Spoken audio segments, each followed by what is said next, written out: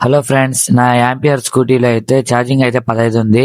ఈ 15 ఛార్జింగ్ తో నేనైతే 19 కిలోమీటర్ల రైడ్ అయితే వెళ్ళేసి వచ్చాను. యాక్చువల్లీ నేనైతే ఈ రోజు నుంచి ర్యాపిడో చేద్దామని చెప్పి అయితే స్టార్ట్ చేశాను. ర్యాపిడోలో ఛార్జింగ్ అయితే టైంకి మంచి రైడ్ అయితే ఒకటి వచ్చింది.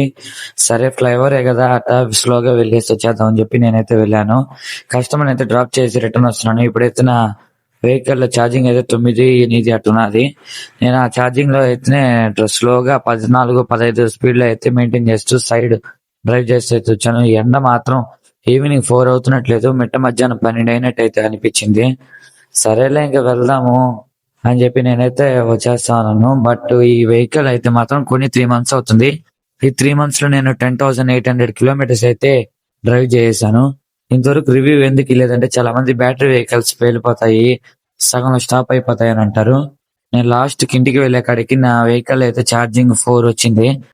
చాలా మంది ఈవీ వెహికల్స్ పైన స్టైలిష్ లుక్స్, దానికి ఉన్న ఫ్యూచర్స్ చూసి అయితే కొంటారు.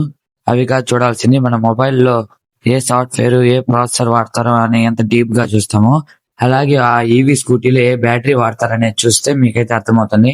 ఎల్ఎఫ్పి బ్యాటరీ అనేది మన క్లైమేట్ కి అనుకూలంగా ఉండే బ్యాటరీ. ఎంత ఎండ అయినా, ఎంత క్లైమేట్ కూల్ గా ఉన్నా కూడా ఈ బ్యాటరీ అయితే తట్టుకునేటట్టు వీళ్ళు డిజైన్ చేస్తారు. Okay friends, thanks for watching more videos. Please subscribe.